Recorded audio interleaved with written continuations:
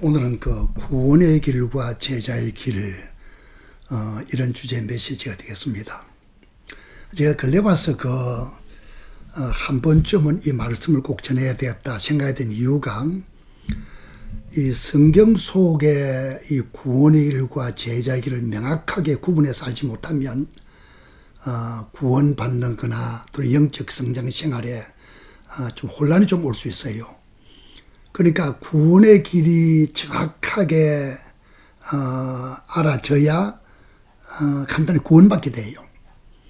또 제자의 길이 무엇인가를 알아야 하나님이 쓰시는 성숙한 제자의 삶을 살 수 있습니다.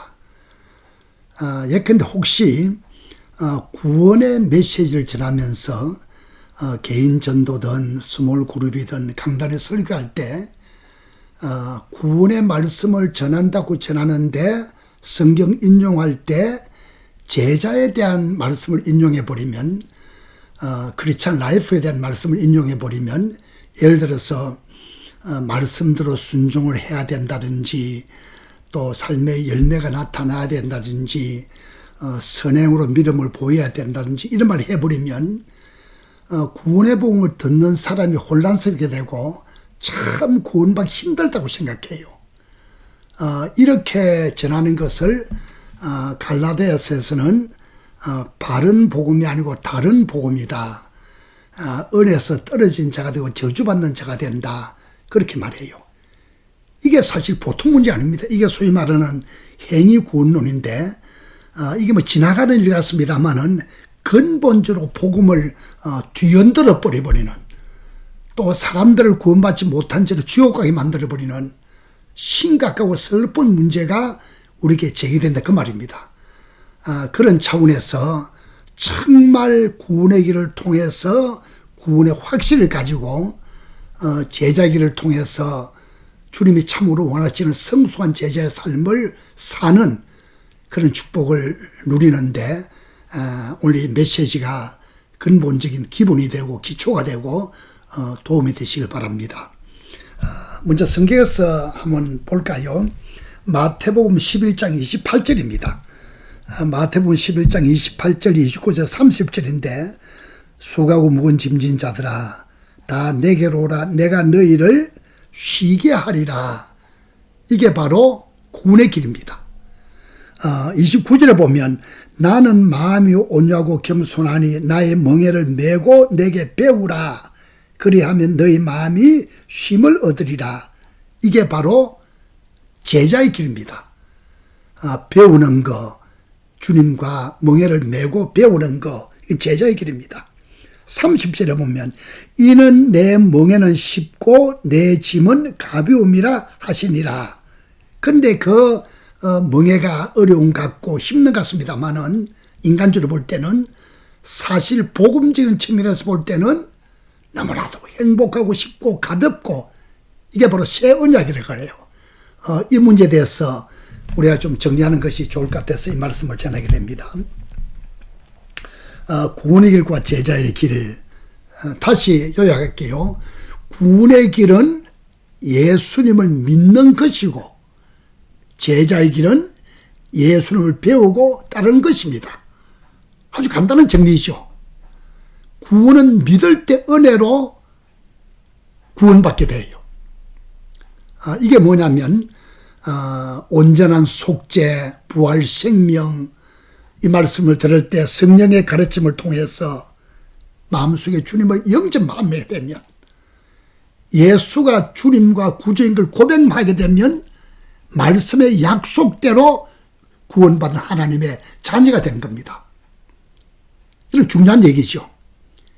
근데 이것을 아까 말했지만 제자의 길, 그 메시지를 섞어 전해버리면 이게 바로 행위 구원론인데, 이게 보통 문제 아니고 심각한 문제입니다. 그런 차원에서 구원은 구원이고 제자는 제자입니다. 이렇게 구원받은 그리스도인이 아버지의 뜻은 구원받는 걸로 끝나는 게 아니잖아요. 물론 구원받을 때는 많은 사람들이 구원받기 힘들다 생각되지만 정말 은혜로 구원받은 사람의 고백은 구원받기 너무 쉽다 그래요. 왜? 은혜니까. 은혜 복음이니까. 왜? 선물로 주시는 거니까. 값은 예수님이 십자가에서 다 치루오셨으니까. 대신 죄인 되시고 대신 죽으셨으니까. 그리고 부활의 생명을 우리에게 주어졌으니까 선물이고 은혜고 감사, 감격 너무 쉬운 겁니다. 그런데 제자의 길은 문제가 좀 달라요. 잘 들어보세요. 제자의 정의는 어떤 특정된 사람을 존경하고 사랑하고 배우고 따르는 사람을 제자라 그래요. 이 세상에 스승과 제자가 많잖아요. 그런데 성경 개념은 이런 제자를 우리는 예수님의 제자라 그래요. 물론 나는 어느 목사님의 제자다. 괜찮아요. 그러나 궁극적으로 말하는 것은 예수 그리스도의 제자다. 거기에도 한 두 가지 종류로 나눌 수 있는데 일반적인 제자, 성숙한 참 제자. 일반적인 제자는 예수 믿고 구원받은 모든 사람. 예를 들면 사도행전 6장 7절에 보면 하나님이 말씀이 점점 왕성하여 예루살렘에 있는 제자의 수가 심히 많아지고, 여기 제자는 신자입니다. 신자. 양육받은 성수한 사람은 아니잖아요. 그러므로 넓은 개념의 제자는 모든 믿는 자, 모든 신자는 전부 다 제자입니다. 우리 모두가 다 제자입니다. 그런 의미에서.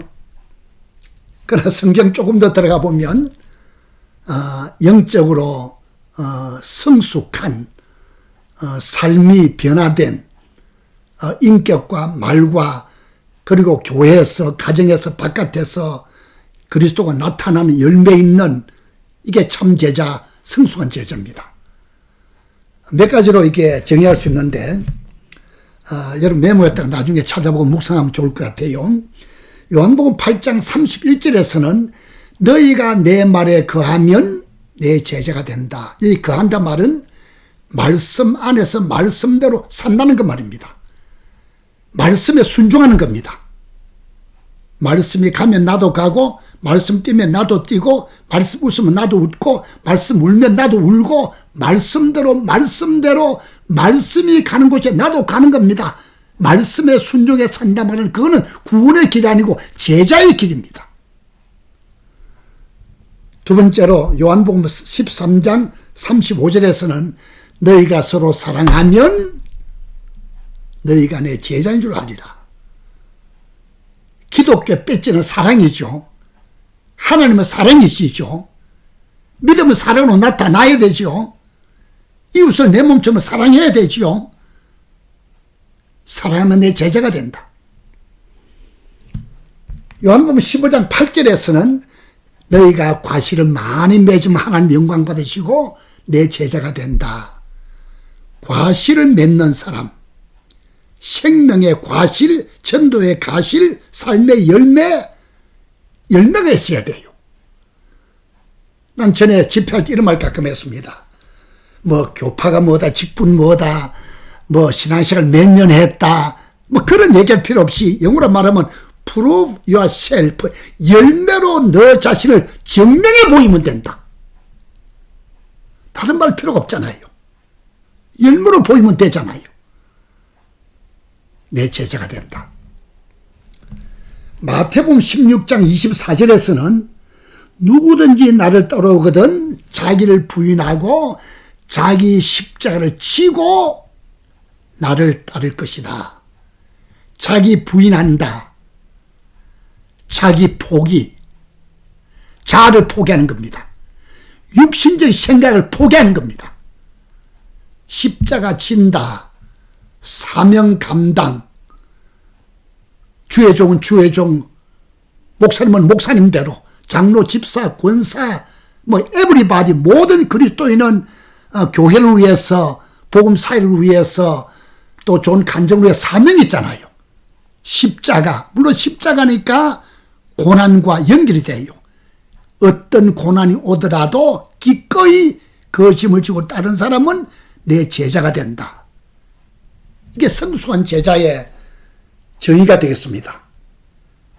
그럼 여기서 우리는 이 문제가 다가와요.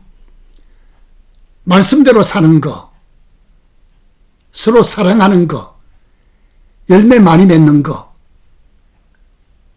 자기를 부인하고 날마다 십자가 지는 거, 이게 단순하지 않잖아요. 쉽지 않잖아요. 힘들잖아요. 또 잘 안 되잖아요. 여러분 어떻습니까? 많은 사람 만나보면 말씀대로 살고 순종하는 이 기타 등등이 잘 안 된다는 겁니다. 그럼 제자로 살 수가 없잖아요. 그런데 여기 복음 소식, 좋은 소식이 있습니다. 신약 성경은 우리에게 말하기를 예수님은 입법자인 동시에 준행자입니다. 쉽게 말하면 하라 그래놓고는 내 안 그리스도가 대신 살아주십니다. 이걸 은혜라 그래요. 이걸 새 언약이라 그래요. 옛 언약 율법과는 근본적으로 달라요. 뭐 세상 종교는 말할 것도 없고, 주님 우리에게 보여주시는 복음은 주님께서 말씀하시고 명령하시고 제자의 자격을 말씀하신 후에 주님과 깊은 교제만 하면, 큐티를 한다든지 묵상한다든지 주님과 가까이 시간만 갖게 되면 포도나무 가지 비유처럼 열매는 뿌리로 말미암아 그리스도로 말미암아 열매가 밖으로 나타나는 겁니다. 다시 말하면 하라고 말씀하신 그 주님께서 내 안에 계시죠? 당신 안에도 계시죠? 아멘 되죠? 성령 역사를 통해서 나와 더불어 함께 사시고 말씀하시고 가르치시고 나타나시고, 이런 주님께서 전부 다 이루십니다. 우리는 옛 언약은 끝났습니다. 새 언약 속에 살아갑니다. 그게 바로 아까 읽은 말씀 가운데서 30절 내 멍에는 쉽고 내 짐은 가볍다. 이 성경 배경인 유대 나라는 멍에 하나에 소가 2마리 들어간다는 거예요. 예컨대 어미소, 새끼소. 짐은 어미소가 끌고 가는 겁니다. 우리가 이제 따라하면 돼요. 함께 멍에를 메고만 있으면 멍에는 예수님이 끌고 가요. 그 짐은 예수님이 끌고 가요. 멍에는 무거운 거지요. 짐도 무거운 거지요. 사명 감당 단순치 않지요. 좋은 제자 모습으로 사는 거 힘들지요. 그렇지 않아요. 예수님이 대신 산다는 이 원리만 깨달아버리면, 이게 바로 생명의 성령의 법인데, 새 언약을 누리기만 하면 신기하게 신앙생활이 참 쉬워요. 목회가 너무 재밌고 쉬워요. 교회 봉사가, 섬김이, 헌금이, 전도가, 구제가, 이웃사랑이 너무 쉬워요.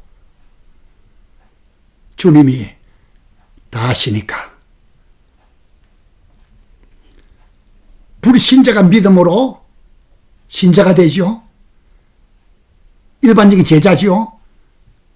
신자가 성숙해서 참 제자, 전도에 열매 있는 제자, 얼마나 좋습니까? 제가 근래 전도에 대한 책을 소책자로 썼는데, 기본 양육에 대해서 책 표지에 이렇게 썼습니다. 영적 성장과 전도는 제자, 그런 책인데 그런데 조그맣게 이렇게 썼어요. 전도와 제자 양육은 복음 사역의 가장 소중한 최고의 과제가 됩니다. 뭐 복음 사역 할 게 많지요. 그러나 들어가 보면 전도로 구원받게 도와주고 제 양육을 통해서 우리 함께 제자의 삶을 사는 겁니다. 결론적으로 한마디 할게요. 우리 복음 사역자, 우리 목사님들, 주의 종들, 뭐 장로님, 집사, 권사, 뭐 에브리에바 모든 사람을 정말 우리가 평생론 주를 위해 살잖아요. 그래서 사실은 내가 사는 것이 아니고 내 안에 그리스도가 대신 사는 겁니다. 이게 바로 갈라디아서 2장 20절입니다. 나는 죽었고 그리스도와 살고. 그러나 아주 놀라운 소식이 있어요. 이런 주님께서 다 하시고 칭찬과 상급은 우리한테 주십니다. 지금도 주고 계세요. 축복 주시죠? 궁극적으로 그날에 주님 오실 그날에 on that day 그날에 칭찬과 상은 우리한테 주실 겁니다. 주님을 찬양하고 주님 앞에 감사합니다. 우리 함께 참 제자로 살아가요. 아멘.